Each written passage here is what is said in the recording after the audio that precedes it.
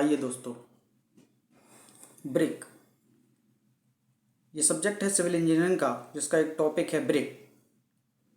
Brick जो है, जिसका पार्ट देख रहे हैं हम फर्स्ट, आगे और भी पार्ट आएंगे। तो ब्रिक साइज के अनुसार 3 प्रकार की होती है। नंबर फर्स्ट, ट्रेडिशनल ब्रिक, जिसका साइज है अकॉर्डिंग टू फैसिलिटी, यानी जो ये ट्रेडिशनल ब्रिक है ये रीति रिवाज के आधार पर है, प्राइवेट सेक्टर के हाथ में है ये, तो ये लोग अपने आधार से ही इसका साइज निर्धारित करते हैं। साइज़ तो और भी हैं, पर ज़्यादातर 2 ही मान्य हैं, इसलिए 2 साइज ये हैं।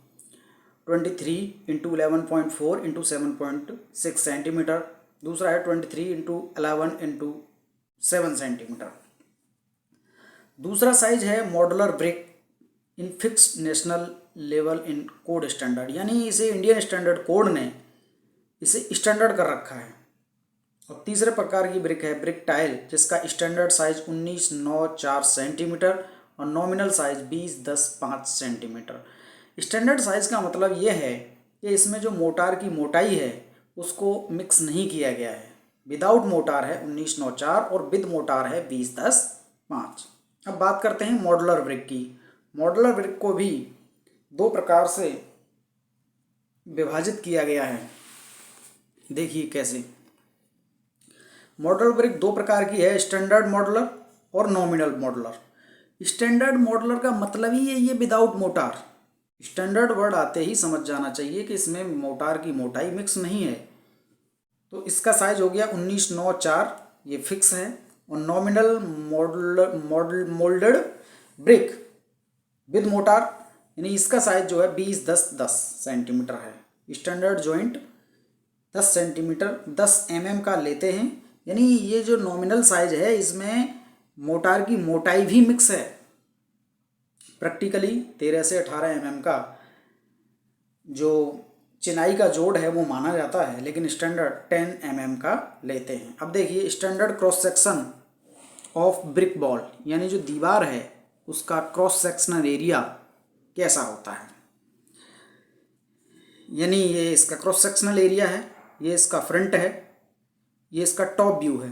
अगर टॉप से देखने पर या फ्रंट से देखने पर सभी ब्रिकों का हेड दिखाई दे, यानी हेड ये 9 सेंटीमीटर है, ये 19 सेंटीमीटर है, तो इसका फ्रंट से देखने पर अगर हेड दिखाई दे सभी ब्रिकों का तो उसे हम हेडर बॉन्ड कहते हैं। और यदि फ्रंट से देखने पर सभी ब्रिकों का स्ट्रेचर यानी लंबाई की दिशा दिखाई दे तो उसे हम स्ट्रेचर बॉन्ड कहते हैं। चलिए आगे चलते हैं। Relation between length width and height in a standard brick, यानी जो लंबाई है, चौड़ाई है और ऊंचाई है, इसमें क्या संबंध है उसको व्यक्त करते हैं। तो विड्थ ऑफ वॉल, यानी जो दीवार की चौड़ाई है वो लेंथ ऑफ ब्रिक, ब्रिक की लंबाई के बराबर होगी। कैसे? देखिए दीवार की चौड़ाई ये है,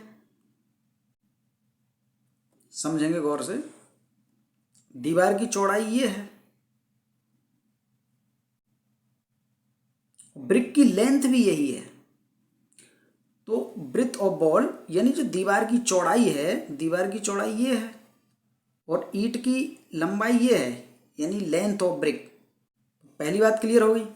अच्छा, ब्रिथ ऑफ वॉल यानी दीवार की जो चौड़ाई है वो 2 गुणा ब्रिथ ऑफ ब्रिक, यानी ईंट की चौड़ाई के 2 गुणों के बराबर है। देखिए कैसे। अगर हम स्ट्रेचर बॉन्ड की बात करें तो एक ईंट ये है, दूसरी ईंट ये है, तो एक और एक 2 ईंट और जो मोटार की थिकनेस है बीच में, मोटार का जो जॉइंट है उसके बराबर हो गई दीवार की चौड़ाई। यानी दीवार की चौड़ाई 2 ब्रिक की चौड़ाई प्लस थिकनेस ऑफ जॉइंट के बराबर है, यानी लेंथ ऑफ ब्रिक। जो लेंथ ऑफ ब्रिक है, या ऐसे कहें लेंथ ऑफ ब्रिक 2 गुणा breadth of brick plus joint की मोटाई। देखिए लेंथ ऑफ ब्रिक कैसे, यानी जो अब ईंट की जो लंबाई है ये ईंट की लंबाई है, तो इसमें 2 ईंट समाई हुई हैं और एक जॉइंट है, तो लेंथ ऑफ ब्रिक। यानी देखिए ये लंबाई है ब्रिक की, इसमें एक ईंट ये है और एक ईंट ये है, तो 2 ईंट और ये बीच वाला जॉइंट, इसको मिला के एक ईंट की लंबाई बन जाएगी। तो 2 ईंट और जॉइंट को मिला के ब्रिक की क्या बन गई, लेंथ बन गई। ये सूत्र बन जाता है L बराबर 2b+t या L बराबर 2h+t, क्योंकि हाइट और ब्रिथ बराबर है, इसलिए ये हाइट भी ले सकते हैं, ब्रिथ भी ले सकते हैं। अब 2 अप्रॉक्सीमेशन के फॉर्मूले हैं, वो ध्यान रखना है, क्योंकि ये पूछ लिए जाते हैं डायरेक्ट। गुप्ता एंड गुप्ता एक बुक है, उसमें ये फॉर्मूले दिए हैं। Thickness of joint in the stretcher course बराबर in the header course into 2, यानी हेडर कोर्स में 2 का गुणा कर दिया जाए तो थिकनेस ऑफ स्ट्रेचर कोर्स बन जाती है। इसी तरह नंबर की बात करें, number of joint stretcher course में अगर 2 का गुणा कर दिया जाए तो नंबर ऑफ हेडर कोर्स के बराबर हो जाते हैं। तो ये फॉर्मूला है, 2 अप्रॉक्सीमेशन हैं, याद रखने हैं, इनका प्रूफ नहीं है। अब देखिए ब्रिक की टेस्टिंग ऑफ शेप साइज, यानी शेप की टेस्टिंग करते हैं IS 5454 से। Minimum brick in a lot, यानी एक लॉट में 2000 ब्रिक होनी चाहिए मिनिमम, और मैक्सिमम ज़्यादा से ज़्यादा हम 50,000 ब्रिक का जो लॉट है वो बनाते हैं, यानी चट्टा कह सकते हैं। एक ब्रिक का जो चट्टा है वो 2000 का होना चाहिए कम से कम, और ज़्यादा से ज़्यादा ब्रिक का चट्टा जो है 50,000 ब्रिक का हम लॉट लगा सकते हैं, चट्टा या इकट्ठा कर सकते हैं एक जगह ब्रिक को, ऐसा बोल सकते हैं।